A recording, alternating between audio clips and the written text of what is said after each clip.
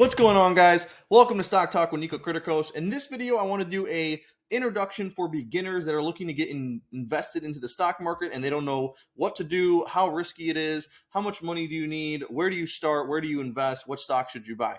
So I've been investing now for 7 years. I started when I was 17 and now I'm 24. So first thing right off the bat is index funds are going to be your best friend if you are a beginner and if you're looking to invest without having to put in much effort. And keep in mind that a lot of the country's biggest hedge funds, they can't even beat the average return of a index, such as the S&P 500, the NASDAQ, or the Dow is an index, but the Dow is normally doesn't perform as well. So I'd go with the NASDAQ, meaning the QQQ. We can look that up right here.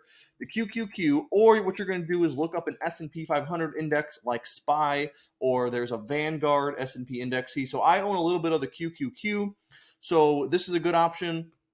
Or you can do something like SPY. Any of these different, not you want just a regular S&P ETF, because what that's going to do is that's going to give you a collection of stocks, the 500 biggest, some of the 500 of the biggest companies in America. You're going to be able to own a tiny fraction of all those different stocks. And you're going to average about 8% per year, about 10% per year if you're reinvesting the dividends. So that's one way to do it. Now, if you want to have more control over your portfolio, or you want to be able to invest in individual stocks, you want to be able to pick stocks and try to get more than 10% per year, well, that's the hard part. That's where you have to spend a lot of time and analyze some of these reports. What I do is I've made this checklist here that I use for pretty much all my videos. And it's 15 different things that I look for. The most important ones, if I had to pick 3 or 4 of the most important, I would say free cash flow growth. Free cash flow growth is one of the most important. Then return on invested capital. Return on invested capital, how much money can that company invest and what kind of return can they make? Then you want to look at the PE ratio. Now, this doesn't mean the lower the PE ratio, the better the deal you're getting. It kind of does, but that's very relative and subjective because it depends how fast that company is growing earnings, and it depends on what company we're talking about. If we're talking about Amazon, that's not going to trade at the same price to earnings as a Ford. Those are two different things. So that's why you can't always compare. It's not always apples to apples for every single stock in the market. Depends how fast they're growing. Depends what type of business. If we're talking about Amazon, or I don't know, Lululemon trades at a big premium. Ulta Beauty trades at a big premium. If we're talking about stocks like that, I would compare it to where it normally trades. So that's where you look up PE ratio history, and you can type in any stock you want. And Amazon normally will trade at a 40, 50, or 60. So if you can get Amazon at a 40, then that's not a bad idea, or even at a 35. Same thing with Tesla. If we're talking about Ford, right, well, you want to be paying like 5 times or 10 times earnings. You don't want to be paying 30 times or 40 times earnings. So that's the other thing. Then, of course, you want them to be making money. Net income should be going up. Other than that,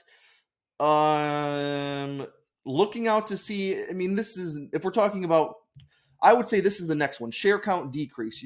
I use this software, this website called Qualtrim, which you have to pay for, but if you go and check for a company's shares outstanding history, you want to see this. SoFi is a horrible example. This is exactly what you don't want to see. It's gone from 116 million shares 3 years ago to now 900 million shares. So what that means is this company is issuing more and more shares of the stock, and that's diluting your value because there used to be 116 million pieces of the stock. Now there's 900 million pieces. So now your piece of the pie is worth a lot less. That's what you don't want to see. Now, if it's like a 2% difference, they're increasing at 2%, 3% per year, that's not the end of the world. But ideally, you want to see companies that are pulling back shares. Maybe they're decreasing share count by 1 or 2% per year.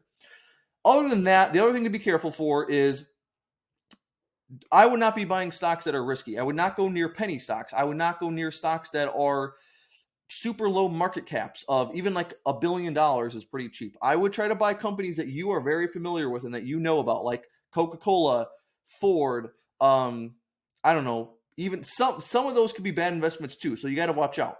Even if you're buying Verizon or Walgreens, even those can be bad investments sometimes. So I guess the last point is watch my channel for analysis videos and learn as much as you can.